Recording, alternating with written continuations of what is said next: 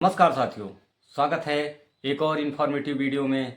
दोस्तों, जैसे कि भारतीय शेयर बाजार इस समय भारी प्रेशर में चल रहा है, जिसमें लगातार 4-5 महीने से सेंसेक्स और निफ्टी में भारी गिरावट चल रही है।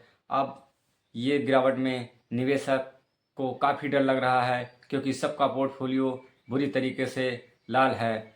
कोई अपना प्रॉफिट बना ही नहीं पा रहा है, जिस वजह से सबके मन में ये सवाल आ रहा है कि आखिर ये इंडियन मार्केट आखिर ऊपर कब जाएगा और कब उनका पैसा जो है प्रॉफिट से जो लॉस में गया है उसको कैसे रिकवर होगा। अब ये सबके मन में बहुत गहरा सवाल मन में बैठ गया है कि अब ये मार्केट किसी की नहीं सुन रहा है। लगातार निफ्टी अपने डाउन ट्रेंड में जा रहा है, जो उसने अपना सपोर्ट लेवल भी इस समय तोड़ दिया है। और लगातार जैसे कि बीते 5 महीने से सेंसेक्स 12% और निफ्टी 13% गिरा है। इस साल से दोनों सूचकांक 4.3% टूट चुके हैं। और इस दौरान मिड कैप में 20% और स्मॉल कैप में 23% की गिरावट आई है। इसके विपरीत चीन का शंघाई इंडेक्स इस साल 0.23% और हांगकांग का हैंग सेंग 17% और दक्षिण कोरिया का कॉस्पी 10% बढ़ा है। और यही नहीं, यूरोप के प्रमुख बाजार जैसे डैक्स, कैक और फिट्सी में भी 13% की बढ़ोतरी दर्ज हुई है। वहीं नए साल के पहले 2 महीने में अमेरिकी बाजार के सूचकांक डाउ जोन्स में 2.44% की और S&P 500 में 2.86% और वहीं नेस्डैक में 1.26% की तेज़ी दर्ज हुई है। उसके बाद भी अपने इंडियन मार्केट में ये शेयर बाज़ार गिरता ही जा रहा है। इसके बहुत पब्लिक का नुकसान हो रहा है। तो जैसे कि अभी सोमवार 24 फरवरी 2025 का अमेरिकी बाज़ार में कमज़ोरी और जवाबी टैरिफ लगाए जाने को लेकर चिंताओं के बीच विदेशी संस्थागत निवेशकों की पूंजी जो है निकासी जारी रहने से प्रमुख शेयर सूचकांकों ने सोमवार को भी लगातार 5वें दिन गिरावट जारी रही।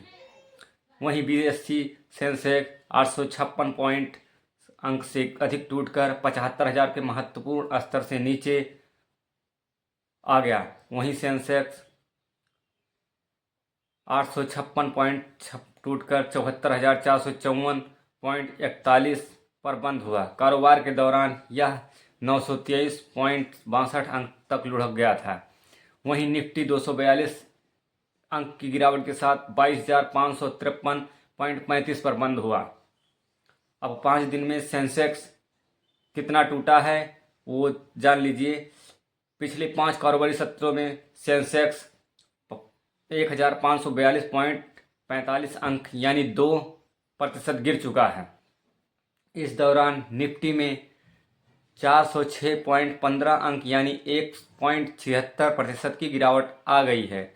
इस दौरान सेंसेक्स का बाजार मूल्यांकन $4 खरब से नीचे उतर आया है, जो काफ़ी चिंता का विषय है, जो इसका 14 माह का निचला स्तर है। और वहीं छोटी कंपनियों में जुड़ा BSE स्मॉल कैप सूचकांक में 1.31% की गिरावट आई है और मझोली कंपनियों का BSE मिड कैप सूचकांक 0.78% टूटकर बंद हुआ है।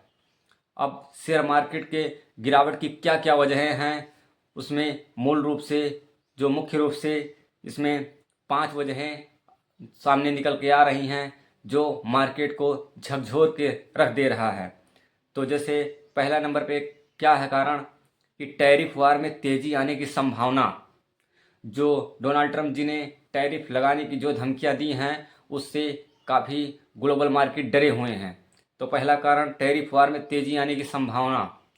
और दूसरा क्या कारण है कि विदेशी संस्थागत निवेशकों की तेज़ी से निकासी। जो FI वाले हैं, ये अपना पैसा बहुत ही तेज़ी से निकाल रहे हैं, जिस वजह से भारतीय मार्केट में काफ़ी दबाव बना हुआ है और सब इसमें निवेशक डरे हुए हैं। और तीसरा कारण है कि चीन का आकर्षक बाजार बना चुनौती।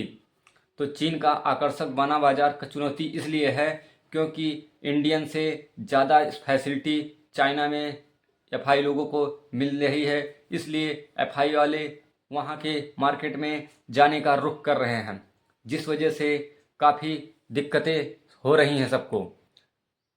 तो यही सब समस्या हैं मार्केट में, कैसे बराबर मजबूती से खड़े रहे ये निवेशक के मन में काफ़ी सवाल है। और चौथा कारण है जीडीपी में सुस्ती और महंगाई को लेकर चिंता।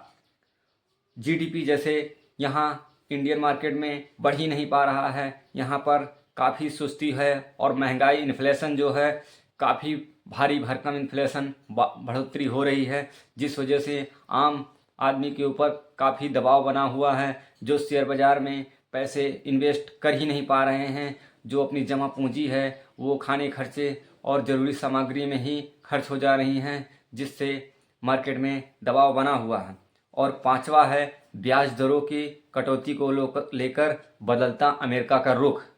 तो उसमें क्या है, जैसे प्रतिकूल वैश्विक परिस्थितियों ने घरेलू बाजार पर दबाव बनाना जारी रखा है और लगातार अस्थिरता के कारण खुदरा निवेशकों में अनिश्चितता पैदा हो रही है। वहीं बाजार अमेरिका के उच्च जवाबी टैरिफ लगाने की आशंका से अधिक चिंतित है, जिसका असर भारत सहित विकासशील देशों पर पड़ता नजर आ रहा है।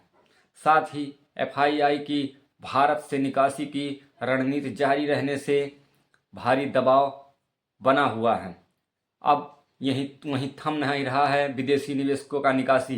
जैसे कि सोमवार को विदेशी संस्थागत निवेशकों यानी कि एफआईआई ने 6,268 करोड़ रुपए की बिकवाली की है, जो भारी भरकम बिकवाली है।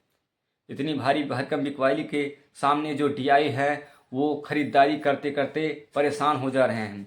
गौरतलब है कि इससे पहले विदेशी निवेशकों ने इस महीने अब तक इक्विटी से बाजारों से 30,000 करोड़ से अधिक निकाले हैं। इसके साथ ही 2025 में कुल निकासी 1 लाख रुपए करोड़ से अधिक हो गई है, जिस वजह से निवेशकों के मन में काफ़ी भ्रम हो गया है कि ये शेयर बाज़ार से पैसा कमाना अब कितना मुश्किल लग रहा है, क्योंकि पिछले 5-6 महीनों से निफ्टी और सेंसेक्स ने 12-13% जो गिरावट हुई है, जिस वजह से निवेशक के कभी ये सोच रहे थे कि जब मार्केट ऊपर था, रैली में थी, तब ये सोच रहे थे कि ये मार्केट कभी 10% नीचे आएगा, तब हम लोग मार्केट में एंट्री करेंगे।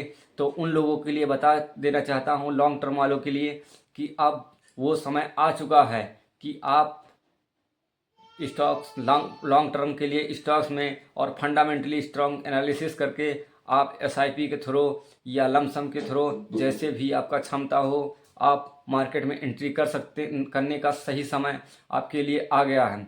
जो आप कल्पना कर रहे थे कि 10% निफ्टी नीचे आ जाए तो मार्केट में एंट्री करें, ये आपके लिए अपॉर्चुनिटी का समय आ गया है कि आपको 12-13% तक निफ्टी और सेंसेक्स डाउन हो चुके हैं, जिस वजह से आपको ये अपॉर्चुनिटी मिल रही है।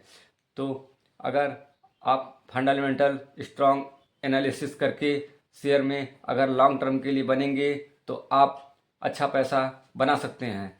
तो ये आपको हमारा वीडियो कैसा लगा? अच्छा लगा हो तो लाइक कर दीजिए, और चैनल पे पहली बार आए हों तो सब्सक्राइब कर दीजिए। मिलते हैं किसी नेक्स्ट वीडियो में, तब तक के लिए नमस्कार।